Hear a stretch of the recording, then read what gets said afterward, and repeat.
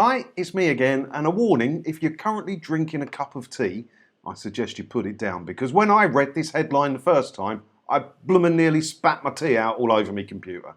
So just a little warning there. Here's the headline. New research indicates BBC News is the most trusted news outlet for teenagers as broadcaster launches campaign to help young people navigate fake news. Quite a lot to take in there, really, isn't there? BBC News claiming to be the most trusted, which sadly is true, it is true. And launching a campaign to help young people navigate fake news. Well, I've got a good way to navigate fake news. Don't turn BBC News on in the first place. That'll help you straight away. A new survey for BBC Bitesize suggests that the BBC is the most trusted news source for young people among traditional broadcast and print media, as well as digital media channels including Instagram, TikTok and YouTube. Well, a couple of interesting points to talk about there as well. Let's have a look. A new survey for BBC Bitesize suggests that BBC is the most trusted news. A bit of a cop-out word, isn't it? In case someone proves them wrong. Bit of a cop-out. I don't like, words like that. They're weak words, aren't they? It either is or it isn't. It might be. And also, for young people among traditional broadcast and print media, as well as digital media channel, including Instagram, TikTok and YouTube.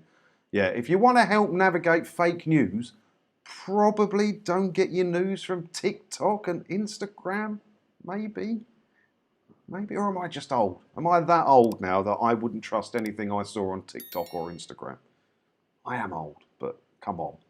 It comes as BBC Bitesize launches the Other Side of the Story campaign to help 11 to 16-year-olds navigate fake news, disinformation and misinformation online and better understand which news sources to trust and why.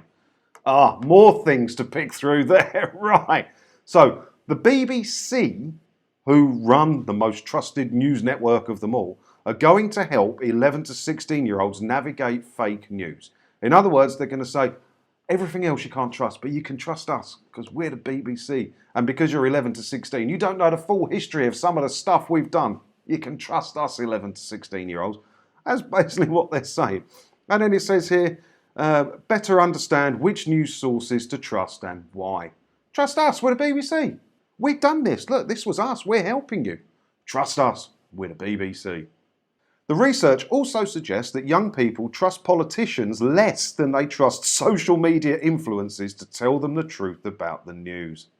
That's quite interesting, isn't it? They're not as thick as they make out, are they, the 11 to 16-year-olds, if they already don't trust politicians? I'm not sure about trusting social media influencers. I don't like the word influencers, because an influencer is just hawking, diet tea or something on Instagram. I probably wouldn't trust them for the news. I wouldn't call myself an influencer, I don't like the term. Almost half, 47%, said they trusted social media platforms to give them truthful news, while 66% said they would check with their parents if they wanted to know whether information they'd seen or heard was correct. Well, let's have a little poll here, shall we? I'll tell you what, I'll make an actual poll in the community section when I put this video on. Right, so pop over to the community section. I'll put a link below to it, and we'll have a poll about whether, what did it say here? 47% said they trusted social media platforms to give them truthful news. So I'll put the question on a poll, right, and I'll say, do you trust social media platforms to give you truthful news? Now, the viewership of this channel is 45 and older, which I'm very proud of. So let's see how we compare to the 11 to 16-year-olds. Surely that'd be interesting, wouldn't it? But social media platforms to give them truthful news. Have you ever seen anything truthful on Facebook? Some of the stuff that goes around on there. I've got some of those truth fighter friends, and some of the nonsense, some of it's quite useful, I will admit, right? But they also put a lot of crap on there that you can't possibly believe half the time. And I believe a lot of crazy stuff on the internet. Trust me on that one. But check in with your parents if you want to know information you've seen and heard was correct. That's probably the best way, because that way you get the same values as your parents. And if they're good parents, you'll get good values. That's probably the best way. That's the best thing I've read in a BBC article for a long time. Just under 9 out of 10 young people, 87%, said they understood what fake news was, but less than half said they would search for evidence to back up their views and opinions. Well, that works out a treat for the BBC then, doesn't it? Where is it? Less than half said they would search for evidence to back up their views and opinions. So the BBC's laughing. That's good information for the BBC. They know they can put any old crap out on their social media and their TikTok, and less than half of young people will actually care if it's true or care to check if it's true. They'll just believe it because we're trusted and we're the BBC. That's what this whole thing is. It's indoctrinating young people to trust the BBC.